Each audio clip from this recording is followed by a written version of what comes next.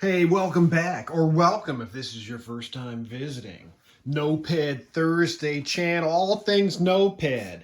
And speaking of Nopeds, we've got the Honda Express SR engine on the bench. Excuse the mess. You know, we've been hard at work here. I know many of you, I wanted to give you a quick update because it's been a week or so. And I know many of you were concerned about the potential money pit factor that this thing could bring with it. But luckily, I've got friends in high places. And my friend Elliott came through with as you might recall, I needed a crank because my other crank was seized up with rust. And my friend Elliott came through with a complete bottom end engine, which I tore apart and replaced the crankshaft bearings. It turns out I didn't have to because they were fine. Elliott was concerned because he had a couple soft seizes or something, and he thought maybe there was metal inside the bottom end, but there wasn't either. So I could have avoided tearing it all apart, but I tore it all apart. It has new bearings and seals. It also came with a very good condition, for the most part, flywheel and stator. There's some wiring, exposed wiring back here that I've got to fix, but that's no big deal. I went ahead and put the Wizard kit on it. I'm waiting on a different cylinder head. This is a stock cylinder head. I put the oil pump in, and I'm going to tie those lines together just to seal up that oil pump hole. There was nothing there. I've got the Express SR kickstand on for now, but I obtained an NC50 kickstand, which I'll put on. I'm going to see, I have a theory that I'll be able to put on, I'll have a little leeway in terms of exhaust that I can install, and we'll move around. Well, I guess on the Wizard kit right now, the piston does not fully expose the exhaust port, but I'm going to worry about that later. Let's go look at some other things. The Mikuni VM20 carb has been torn completely apart. The float bowl and the carb body and some of the internals are soaking in some chem dip. And maybe tomorrow I'll finish cleaning it all up and putting the Mikuni carb back together. It was a mess, and it will no longer be a mess. That was like one of the saving graces of this stupid purchase, that it had this Mikuni carburetor that's normally around $100 or so, new. So nice carburetor, moving right along. Another good thing about this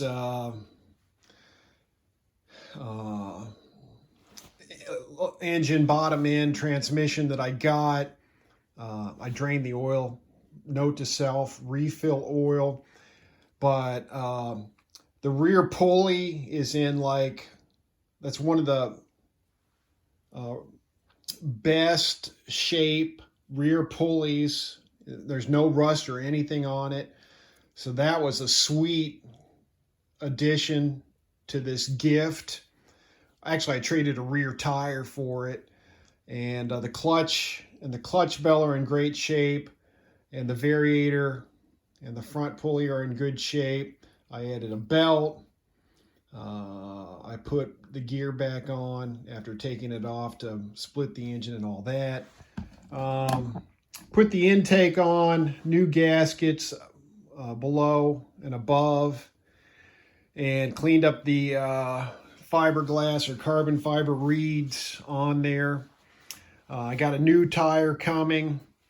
I think I might borrow the kickstart internals from my other SR and make that other SR completely electric start and make this one kickstart. And that way I can save some money and also not chase after all this stuff, which is generally hard to find. So that's good, right? And put this engine mount thing back on. And what else do I have to do? Well, tomorrow I think I'm going to finish cleaning and reassemble the car. Since I needed a new cylinder head, and I ordered that after the Treatland sale. The cylinder head, shipping on the cylinder head was $18, right? So I was like, I might as well figure out what else I need. If I can get above $100, I get free shipping. So I got a new tire. I got the hardware kit for the VM20 mounting kit there. And there was one thing I needed that I didn't order that I can't remember now what that was.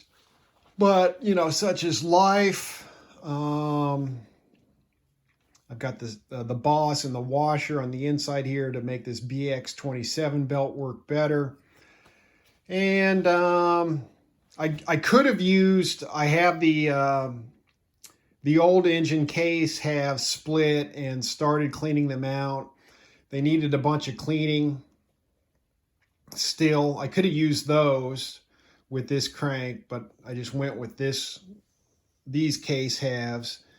It's got the new gaskets the new gasket between the case halves, and of course, you know, the new gaskets that come with the kit. So, and I got a cover, the belt cover.